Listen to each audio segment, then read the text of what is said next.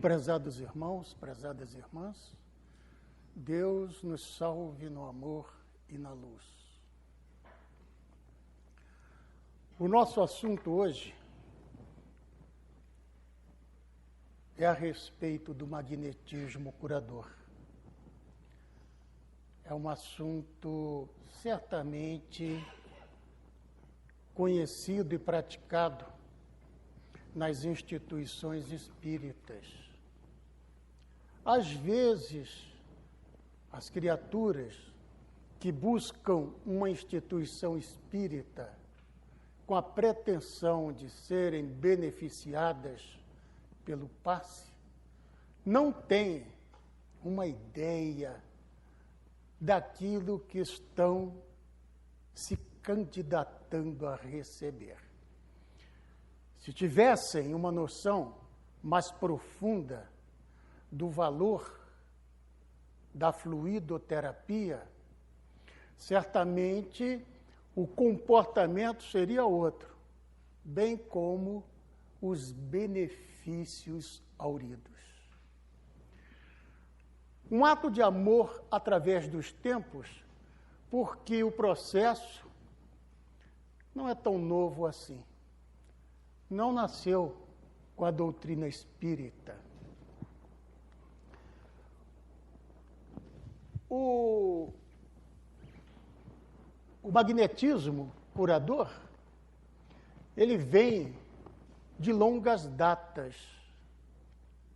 Rezam as tradições históricas, sociológicas, antropológicas, que os magos da Caldeia e os brahmanes da Índia, eles tinham a capacidade de exercitar o ato fluidoterápico através dos olhos, valendo-se do poder da influenciação pelo olhar. Imaginamos nós que, talvez devido a uma conjugação de pensamento, vontade e magnetismo, esse processo chegou a esse ponto de desenvolvimento com esses sacerdotes. O Antigo Egito é um repositório de informações a respeito da fluidoterapia. Naquela época, as criaturas comprometidas, saúde abalada, procuravam nos templos de Ísis sacerdotes e sacerdotisas que exercitavam o poder de cura através da imposição das mãos.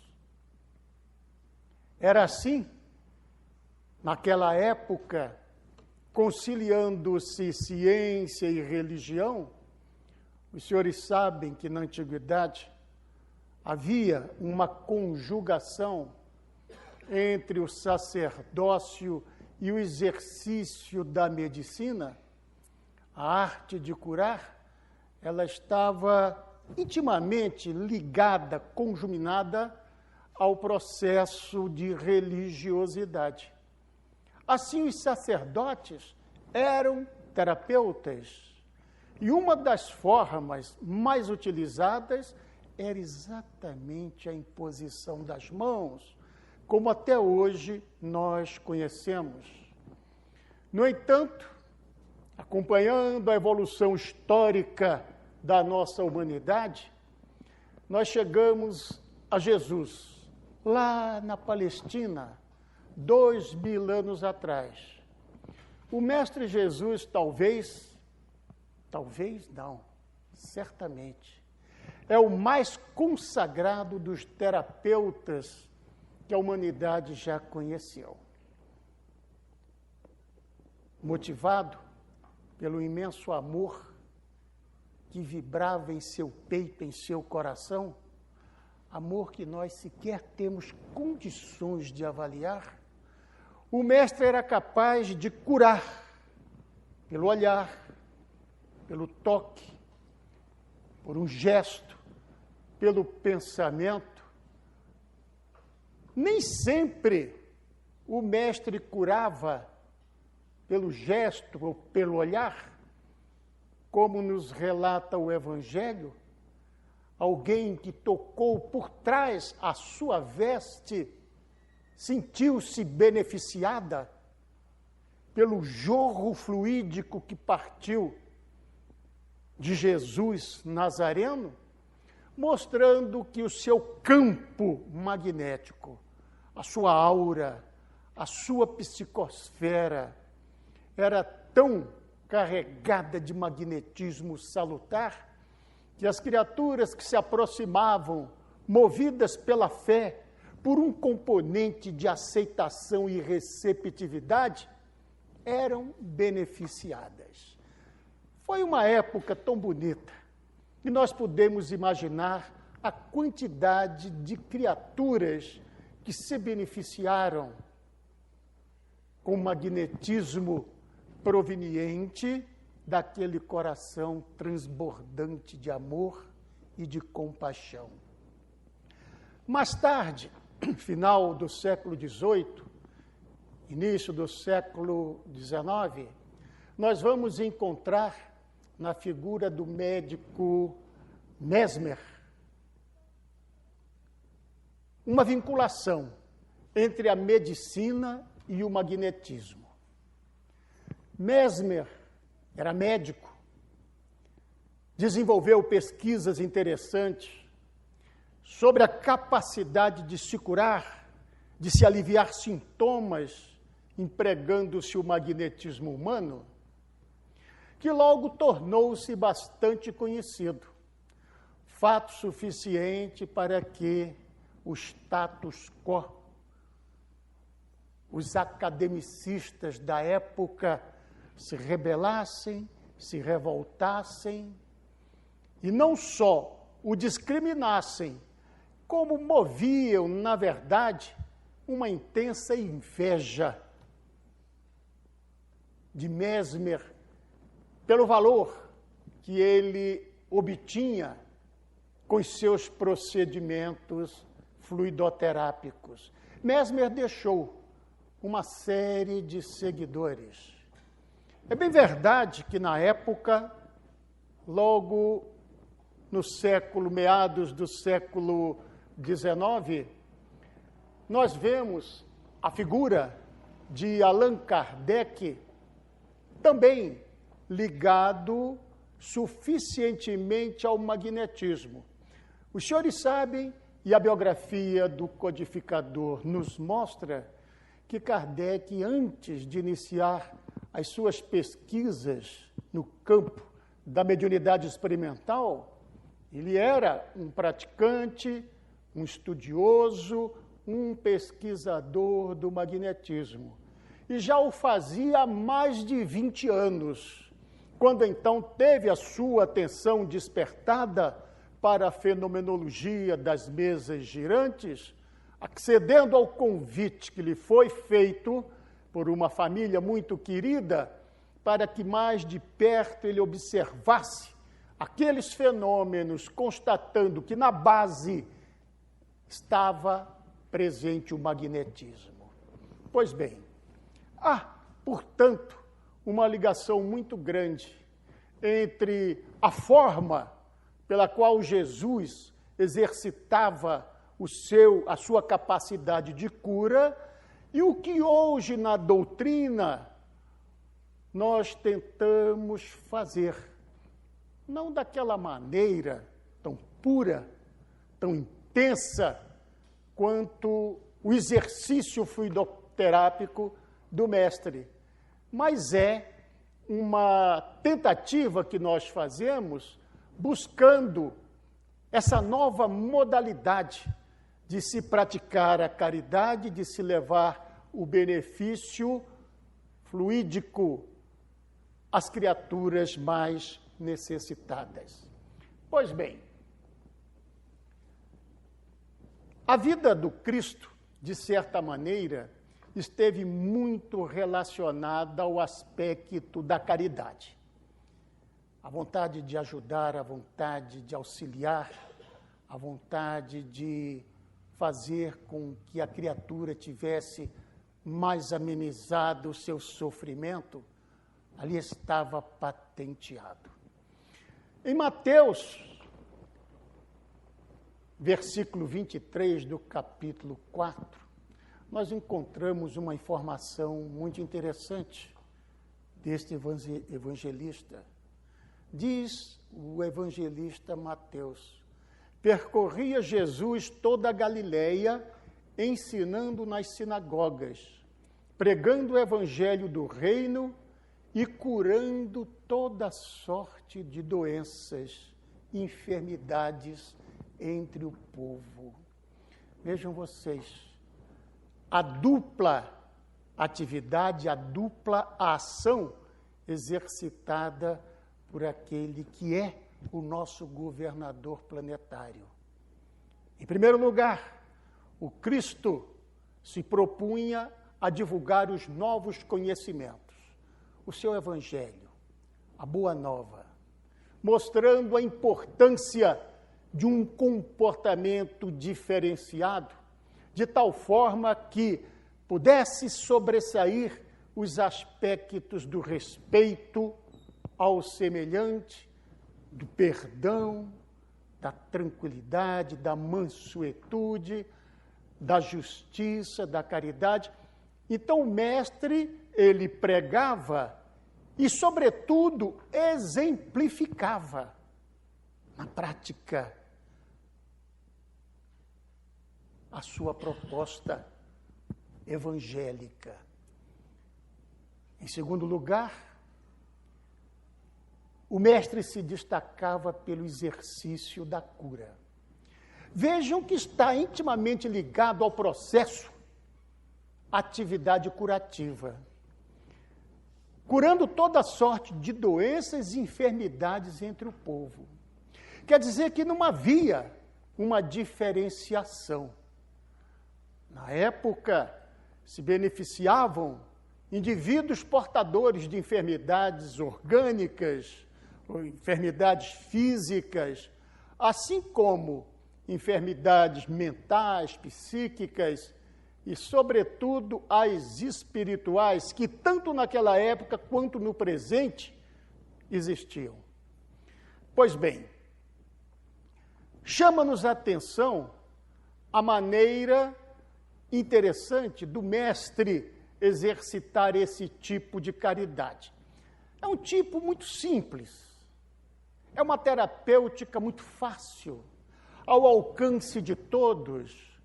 Não precisa a formação universitária, acadêmica, para que o indivíduo imponha as mãos, eleve o pensamento ao alto, estabelecendo uma sintonia muito íntima com os espíritos benfeitores e, em nome do Cristo, exercite o magnetismo curador.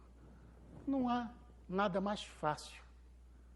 É tão fácil que nós, às vezes, nos esquecemos de que, na intimidade do lar, um ente querido enfermo fica privado da fluidoterapia porque a criatura não tem condições de mensurar o valor da aplicação de um passe, achando que só terceiros, que só se for levado a uma instituição religiosa, o seu ente querido enfermo será beneficiado. Kardec, na revista Espírita, chamava atenção para esse detalhe e falava-nos da importância do exercício da fluidoterapia magnética no recesso do lar. Pois bem, como se isso não bastasse, o mestre, que foi o grande terapeuta das nossas almas e continua sendo, o mestre, ele firmou um convite: curar enfermos. Esse convite é dirigido a nós. Ressuscitai os mortos, purificai leprosos, expeli demônios, de graça recebestes, de graça dai. Vejam vocês a extensão desse convite. Curar enfermos, também não pronunciou, não qualificou o tipo de enfermidade. Ele falava em curai os enfermos, ressuscitai os mortos. Hoje, a nossa exegese nos permite raciocinar que quando o mestre fazia referência a ressuscitar os mortos, ele dizia daqueles que estão totalmente combalidos, vencidos, oprimidos, sofridos, abalados pelos desafios da existência e que se comportam na qualidade de criaturas profundamente depressivas como verdadeiros cadáveres. Ressuscitai esses mortos, trazei para a existência estas almas adormecidas, ressuscitai aos mortos e mostrai-lhe que cada um de nós traz na intimidade um sol fulgurante, que é a presença do Cristo interno, que precisa encontrar condições de se expandir, de brilhar, para que a existência seja cumprida da melhor forma possível. Purificai leprosos, expelir demônios. Aqui estava o convite ao exercício da desobsessão espiritual, bem clara. O mestre falava de uma forma objetiva, expelir demônios, mostrando assim que nós temos a possibilidade de exercitar essa tarefa tão bonita que é a desobsessão espiritual. Mas tudo isso feito de uma forma diferenciada. Gratuitamente. Gratuitamente. Porque essas faculdades, o auxílio que nós recebemos do mundo espiritual, acentuando a nossa capacidade de transmissão fluídica mais qualificada, é um dom gratuito, vem do alto, nada nos é cobrado. Portanto, nós não podemos misturar as coisas imaginando que o exercício da fluidoterapia deva ser cobrado, pelo menos no contexto evangélico, no contexto do cristianismo redivivo, nosso caso do espiritismo. Muito bem. Problema da gratuidade. Allan Kardec, ele faz uma análise interessante no Evangelho segundo o Espiritismo, no capítulo 26, item 2. Diz o mestre de Lyon: ora, o que eles haviam recebido gratuitamente era a faculdade de curar. A faculdade de curar. Quer dizer que os discípulos de Jesus têm essa faculdade. Em maior ou menor grau, não interessa. Todos nós temos sim. E vai depender muito especialmente da boa vontade, do interesse de cada qual. Era a faculdade de curar os doentes e de expulsar os demônios. Coisa que só poderia ser feita, evidentemente, em um clima de aceitação deste intercâmbio. Porque quando eu falo expulsar demônios, eu estou me referindo a seres invisíveis, a inteligências incorpóreas. Portanto, implícita a aceitação da sobrevivência do espírito, da existência dos espíritos em nossa volta. Esse dom Deus lhe dera gratuitamente para alívio dos que sofrem e como meio de propagação da fé. O exercício da fluidoterapia, do recesso da casa espírita, é um dos modos que nós temos de trabalhar a propagação da fé e, ao mesmo tempo, praticar a caridade evangelicamente proposta pelo Cristo, dando-se de graça o que de graça se recebe. O nosso ponto de vista, mediante estas reflexões, diríamos que o Espiritismo é a expressão terrena do Consolador prometido. Expressão terrena do Consolador prometido. Por isso mantém os ideais de auxílio em larga escala, especialmente no campo das curas fluídicas. Imaginamos que falar em curas fluídicas na intimidade de uma instituição espírita é perfeitamente cabível. Não é nada de extraordinário. Pois bem, meus amigos, com o passar dos tempos e a evolução das ideias, eis que nós, aqui no Brasil, nos defrontamos com os ensinamentos do espírito de Emmanuel, o mentor do saudoso Chico Xavier.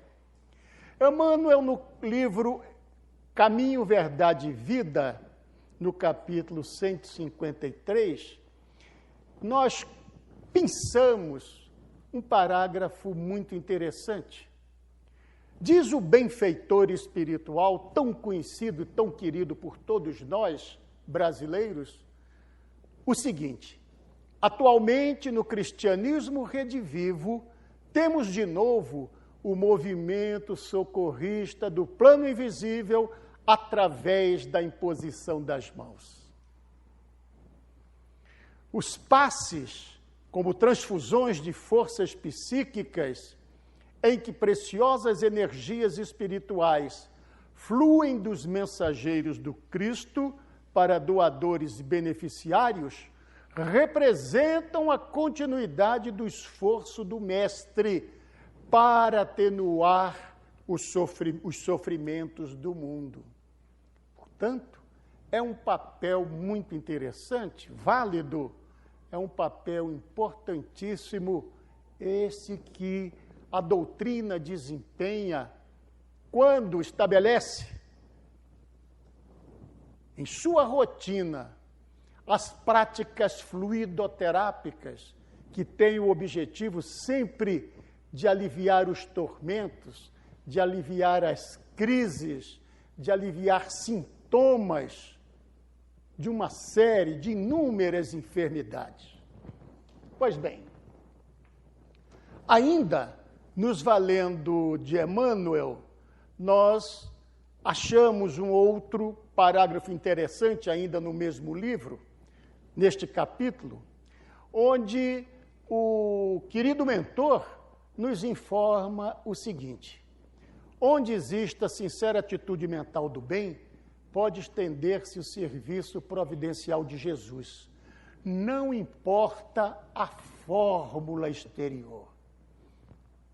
Isso tem muita importância. Cumpre-nos reconhecer que o bem pode e deve ser administrado em seu nome. Não importa a fórmula exterior. Às vezes se discute a respeito da forma, do modo pelo qual a fluidoterapia pode ser ou deve ser exercitada. De uma maneira, em geral, nós temos ali o passe tradicional. Não interessa se as mãos permanecem estáticas, se há o movimento longitudinal, se o indivíduo faz uso dos passes rotatórios, dispersivos, do sopro curador, tudo isso está perfeitamente especificado no contexto doutrinário. Não interessa se o paciente está deitado numa maca, numa sala especialmente preparada para esse tipo de atividade, se é formada uma corrente onde médios se dão as mãos com a finalidade de reforçar o influxo, o jorro magnético que parte na direção do assistido, Não interessa se o passe é coletivo. Há instituições onde o passe no final da palestra é feito no próprio salão. Os médios se espalham aqui dos lados, em frente, impõem as mãos, é o chamado passe coletivo, onde, da mesma maneira, todos são beneficiados. Portanto, o que importa é esse trabalho carinhoso, de dedicação, que devemos ter, visando sempre o benefício daqueles que nos batem as portas, aqui, da instituição, buscando um lenitivo, um auxílio para os seus tormentos. Fluidoterapia. Falamos em fluidoterapia, fluidos, e em A Gênese, Allan Kardec nos diz o seguinte: há um fluido etéreo que enche o espaço e penetra os corpos. Esse fluido é o éter, ou matéria cósmica primitiva, geradora do mundo e dos seres. Pois bem, este fluido cósmico universal, a matéria primitiva, é a base de tudo que existe no universo. Tudo aquilo que é alcançado pelos telescópios, galáxias, sistemas planetários, tudo aquilo, planetas, corpos celestes, estão formados pelo fluido cósmico universal. Se lá existem habitantes, da mesma forma como acontece aqui no nosso planeta, esses habitantes estão formados de fluido cósmico universal. Se nós desencarnamos e visitamos instâncias espirituais, verdadeiras metrópoles do tipo nosso lar, lá tudo aquilo que nós percebemos está formado de fluido cósmico universal. Portanto, quer no universo tridimensional, quer estejamos na quarta dimensão, num outro plano vibratório, ali está a presença do fluido universal. Na verdade, a nossa matéria nada mais é do que uma condensação deste fluido. Na pergunta 427 do Livro dos Espíritos, Kardec fez uma indagação ao Espírito de Verdade. De que natureza é o agente que se chama fluido magnético? Responde o mentor: fluido vital, eletricidade animalizada, que são modificações do fluido universal. Esta noção básica é interessante para que nós entendamos um pouco o modus operandi da fluidoterapia, mediante a imposição das mãos. Curas magnéticas, vamos lá. Ainda em A Gênese, lá no capítulo 14, item 31, diz o codificador: o espírito encarnado ou desencarnado é o agente propulsor que infiltra num corpo deteriorado uma parte da substância do seu envoltório fluídico. Isto significa que quando eu estou ministrando um passe, eu estou transferindo para o assistido uma parte do meu corpo fluídico, do meu perispírito, sobretudo do meu corpo vital. Eu estou transferindo uma parte para aquele que recebe. O poder curativo estará, pois, na razão direta da pureza da substância inoculada. Vejam aqui, são duas propostas interessantes que explicam a importância da ação curativa pela emissão dos fluidos. São dois detalhes. O primeiro deles: o poder curativo estará, pois, na razão direta da pureza da substância inoculada. Ora, se sai de mim essa força vital, esta energia, esse ectoplasma, maior será a ação terapêutica se esses fluidos forem mais puros. Aqui no nosso ambiente nós conseguimos isso através não só do estado de prece, no dia em que nós vamos exercitar a fluidoterapia, a elevação do padrão vibratório da mente, um dia mais tranquilo, onde se procura evitar aborrecimentos, discussões bobas, coisas comezinhas, além de evitarmos a ingestão de carne vermelha, bebidas alcoólicas ou outro qualquer tipo de vício, especialmente tabagismo. O magnetizador, se ele quiser que o seu fluido realmente seja puro no dia, ele deve evitar o contato com esses elementos, porque de qualquer forma há uma contaminação fluídica. Eu não vou entrar aqui na polêmica da carne. Eu só lembro aos senhores que qualquer ser vivo, quando ameaçado de morte, ele entra num estado de pavor. E os fluidos emitidos ficam aderidos à sua psicosfera. O animal é abatido. E a carne vem revestida por esses fluidos. Se, por um lado, do ponto de vista médico, é interessante a ingestão de proteínas, se nós quisermos fazer uma análise espiritual mais aprofundada dessa questão, nós iremos aqui nos depararmos com a questão dos fluidos, problema que interfere até nos transplantes de órgãos, rejeições, etc. Este aspecto precisa ser melhor estudado pela medicina espiritual.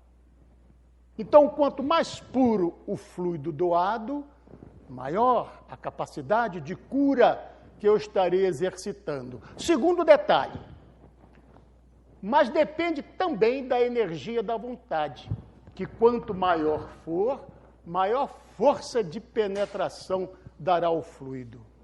Não é só o fato de eu chegar diante do assistido, colocar as mãos e ficar com a minha mente divagando, com pensamentos, outros que não aquele voltado para o exercício do bem, da caridade, a minha prece firme, a minha vontade de ajudar, de fazer com que aquela criatura saia da cadeira melhor do que quando ali ela chegou.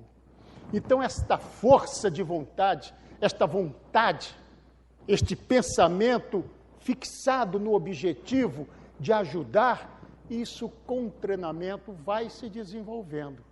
Então, nós conciliamos pureza de fluido, pensamento e vontade, de forma que o nosso passe realmente é algo que beneficia o nosso pacientezinho. Mais adiante, vamos falar a respeito dos 3 aspectos mais conhecidos do magnetismo curador. Existe o magnetismo humano. É esse exercitado única e exclusivamente pela imposição e transfusão de energias bioenergéticas, independentemente da formação religiosa, independentemente de qualquer que seja a ligação com a espiritualidade. Isso pode ser feito por um terapeuta, por um médico, por um psicólogo, por alguém que queira ali naquele momento ajudar o paciente fazendo esta transfusão de energia vital. É a energização humana, é a fluidoterapia humana, sem nenhuma conotação religiosa. Há um outro tipo de fluidoterapia que é a espiritual. É aquela na qual o espírito desencarnado se aproxima da criatura enferma e aplica-lhe um passe espiritual. Isto é muito mais comum do que os senhores imaginam. Os senhores nem sabem, nem percebem que muitas vezes aqui, quando nós estamos na cadeira, ocupando o lugarzinho, escutando o palestrante, e com ele vamos elevando o nosso padrão vibratório e saindo daquela rotina do dia a dia, deixamos ali na porta as afobações, os problemas. Os senhores nem sabem que neste momento os espíritos terapeutas já estão exercitando a fluidoterapia. Nós já estamos recebendo, de acordo com a necessidade e o merecimento, aquela cota de fluidos que vai servir para recompor as nossas energias vitais. Certa feita, o Divaldo Pereira Franco nos contou o seguinte, quando falávamos sobre questões de medicina e espiritismo.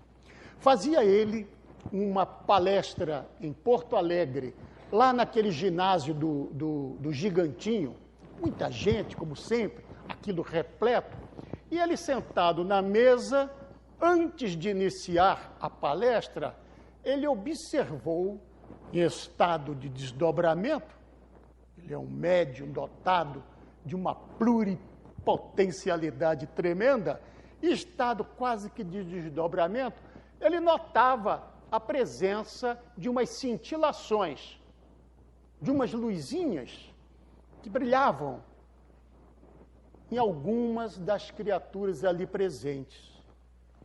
E mentalmente ele perguntou para Joana de Ângeles, minha irmã, qual é o significado dessa cintilação? Ela disse, nós estamos aproveitando o momento para exercitarmos curas espirituais. Aquilo é um tratamento radioativo que está sendo feito pelos nossos médicos enfermeiros do espaço com o objetivo de atingir determinados órgãos já afetados pelo início de uma neoplasia maligna ou com uma certa potencialidade de desenvolvimento de uma doença mais grave. Então, são substâncias radioativas que estão sendo inseridas ali, injetadas nas criaturas que nem sequer estão percebendo, mas que, por misericórdia divina, ali estão, naquela condição de muita receptividade, propiciando esse tratamento sutil, esse tratamento tão importante. Isso pode estar acontecendo aqui neste momento. Daí a valorização que nós devemos ter do ambiente espírita. Eu sempre costumo dizer, estamos aqui na condição de iniciados.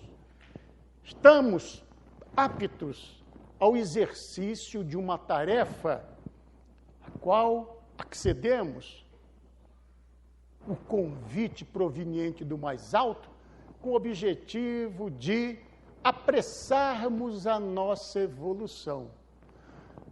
O recinto é como se fosse um templo da antiguidade.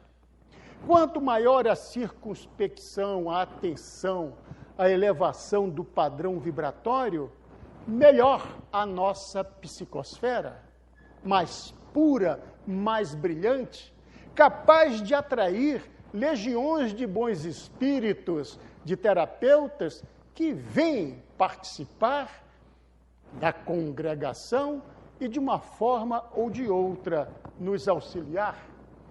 Finalmente, aqui está uma forma conjugada, que é a que habitualmente acontece na instituição espírita. Quando o passista ali está, ou o magnetizador, ou o doador de fluidos, ele sabe que não está só. Ele fez a sua prece, ele se concentrou, ele passa a ser um instrumento do mundo maior. Então, a sua energia vital, o seu ectoplasma, ele sofre a ação do mentor, daquele que ali está, ó, próximo ao médium.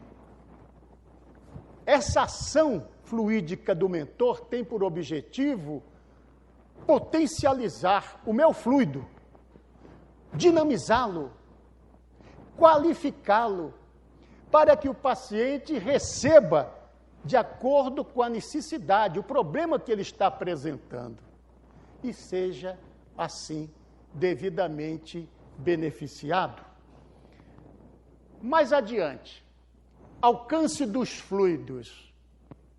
Nessa parte aqui, nós gostaríamos de permanecer por mais de 1 hora comentando detalhes com os senhores. Mas é só para lembrar que existe uma ação superficial da fluidoterapia e também uma ação profunda. Na ação superficial, nós jorramos o nosso magnetismo sobre a psicosfera individual da criatura. Vocês sabem que quando nós, no decorrer do dia, os nossos pensamentos, as nossas ideações, as discussões, os problemas, geram formas ideoplásticas, verdadeiras materializações fluídicas de maus pensamentos. E aquilo fica aderido à nossa aura. Às vezes até vibrações tão densas que a gente se sente cansado, né? Eu estou extenuado hoje. Puxa, eu quero chegar em casa, tomar um banho, cair na cama. Mas você está assim por causa dos fluidos decorrentes de pensamentos, os mais variados que você emitiu. Uma das ações periféricas da fluidoterapia, que acontece naquele 1,5, 2 minutos, que a criatura permanece aqui na cabine, é exatamente a de destruir, anular estas formações ideoplásticas, de tal forma que você se sente mais aliviado. Aquilo é fácil de ser tirado. O passe magnético ajuda a desfazer essas ideoplastias que permanecem aderidas à nossa aura. Um outro detalhe é que essa ação superficial atinge o corpo vital, aquele corpo energético que está situado entre o perispírito e o corpo físico, aquela estrutura que tem a responsabilidade pela manutenção da vida, porque é ela que gera o calor, é ela que gera a saúde, a energia, é ela que gera o ectoplasma, é o corpo vital. Desgastado de uma forma ou de outra, pelos desafios naturais do dia a dia, da existência. Então, na ação superficial da fluidoterapia, eu, na condição de doador, jorro, ou provoco a transferência dessa minha energia fluídica para o corpo vital desgastado do assistido. Ele vai se sentir melhor, ele vai se sentir mais animado. E, finalmente, a fluidoterapia ela tem a capacidade de penetrar nos fluidos corporais. Os senhores sabem que nós somos formados de água. A proporção que varia aí de 70% a 80%. Então, o sangue, a linfa, elas absorvem com muita avidez os fluidos bioterápicos, os fluidos magnéticos. E isto serve para que nós estimulemos o sistema imunológico das criaturas. Esta seria uma ação superficial, uma ação decorrente de uma fluidoterapia mais rápida. Mas existe também uma ação profunda. Sim, existe.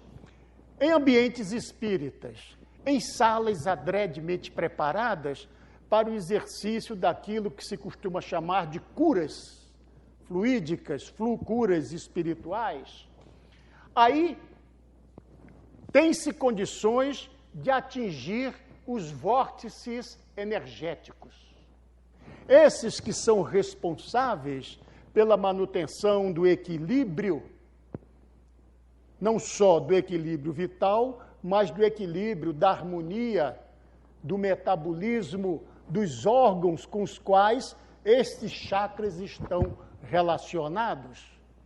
É uma penetração fluídica mais profunda, que vai aumentar a velocidade da movimentação do vórtice energético, permitindo que ele capte a energia solar, o prana, as energias psíquicas, de uma forma regular, para se beneficiar no seu metabolismo psicofísico. Temos, então, a recomposição dos tecidos espirituais. Às vezes, nós lesamos parte da nossa constituição fluídica do perispírito. Por uma série de fatores, as dependências, as viciações, certas tendências monoideísticas, e a gente vai lesando os tecidos espirituais. No momento em que a criatura se dá conta que não está bem e que tem que modificar comportamento diante da existência, ela procura a instituição. Esta reparação do tecido espiritual pode ser perfeitamente obtida através da fluidoterapia, do magnetismo curador. E, finalmente, lembramos aqui que o fluido magnético tem a capacidade de penetrar a intimidade da molécula e de agir lá nas subpartículas, nos elétrons, nos fótons, de tal maneira este equilíbrio pode ser processado que a molécula, o átomo, em estado de equilíbrio, transfere para o campo físico a sua harmonia. Por isso que o Kardec dizia que, na fluidoterapia, uma molécula malsã é substituída por uma molécula saudável, sadia. Isso tem um fundamento. É exatamente neste instante em que o fluido curador, naturalmente estimulado pelos espíritos que nos assistem, penetram a intimidade da molécula, da célula, lá do átomo, e verdadeiros prodígios são realizados por meio desse procedimento. Muito bem, os senhores conhecem aqui as formas pela qual nós exercitamos a fluidoterapia. Olha lá, a magnetização por meio dos passes. É isso que vai acontecer aqui após a nossa conversa. A água fluidificada. Meus amigos, a água fluidificada. Vocês não sabem a importância da água fluidificada. Às vezes nós até sabemos por leitura, mas não levamos em consideração. Existe aqui uma mesinha, duas mesinhas. Deixa eu ver quantas garrafas estão ali. Quantos somos aqui presentes? Quantas garrafinhas estão ali? 4. Perde-se uma oportunidade de levar para casa um medicamento puríssimo, impregnado de fluidos curadores, de fluidos restauradores, que vai servir não só para nós, como para os nossos entes queridos, para as crianças que absorvem quase que in totum esses fluidos que estão ali impregnados na água dita fluidificada.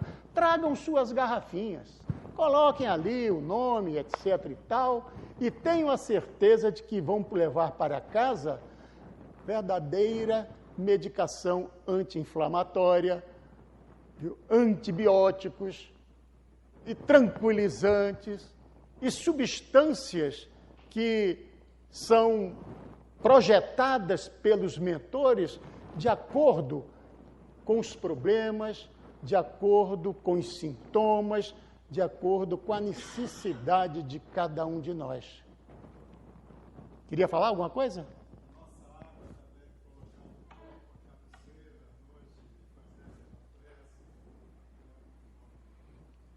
Aí o valor da água, que atrai com muita facilidade os fluidos magnéticos. André Luiz faz uma descrição muito bonita, dizendo que lá em nosso lar, aquele ministério que cuida da água que abastece a colônia, é tão importante essa fluidificação da água que é exercitada por espíritos que fazem parte do ministério da elevação. Depois do ministério da elevação tem um outro. O ministério da união divina, que é aquele setor da colônia que abriga os espíritos mais evoluídos. São eles que exercitam a fluidificação da água nos reservatórios, a água potável, que é utilizada pelos espíritos. Para os senhores vejam a importância que tem o elemento líquido aqui na face da Terra, que só agora a sociedade está começando a valorizar. Depois de tanta agressão, de tanta poluição, nós estamos receosos, não é? De que o líquido precioso venha a nos faltar no futuro. Estamos valorizando. Valorizem também a água fluidificada. Vejam lá, temos aqui a fluidoterapia espiritual, que é essa exercitada diretamente pelos mentores. Temos as preces e radiações mentais. Essa tem uma importância muito grande. Se eu penso numa criatura que está enferma, Joãozinho da Silva, aqui me concentro, oro por ele, peço a Jesus que os bons espíritos possam envolvê-lo com fluidos curativos. Eu estou, pelo pensamento, carreando uma carga magnética que sai de mim. É fluido animalizado, é fluido vital, é ectoplasma, em direção àquela criatura. E ele mesmo, sem saber, estará sendo beneficiado. Essa é uma das importâncias das reuniões de radiações mentais. Finalmente, nós temos aqui a fluidoterapia de ação profunda, propriamente dita, que é feita com o paciente deitado nas macas. É uma fluidoterapia mais demorada, onde os videntes dizem que verdadeiros aparelhos sofisticados, inovadores, são trazidos pelo mundo maior com a finalidade de auxiliar no tratamento que aqui está acontecendo. Muito bem. E para encerrar, é a parte que nos toca? É a parte que nos toca. Componente de aceitação. Quando entrarmos ali naquela porta, meus irmãos, tenhamos nós este componente de aceitação, deste exercício, desta terapêutica fluídica que nós vamos receber. Tenhamos a certeza de que ela vai nos beneficiar. Integração mento-afetiva que nós vamos estabelecendo com aquele companheiro que é o doador, que está diante de nós, e com o espírito que o assiste. Ressonância vibratória mental. Se esse componente de aceitação, juntamente com a minha prece de agradecimento, é suficientemente intensa, eu estou entrando numa ressonância vibratória mental bastante intensa com os terapeutas que aqui estão presentes. O beneficiado serei eu. A mobilização da fé, a vontade de reformular atitudes e a gratidão a Deus, ao Pai Celestial, por estarmos aqui recebendo gratuitamente uma das mais significativas terapêuticas que só agora os físicos, a chamada medicina quântica, a medicina vibracional, está começando a despertar e a levar em consideração. Deus nos abençoe, que o Mestre querido nos envolva com seu manto sagrado e que nos sintamos cada vez mais aquecidos na chama viva do seu imenso amor. Muita paz para todos.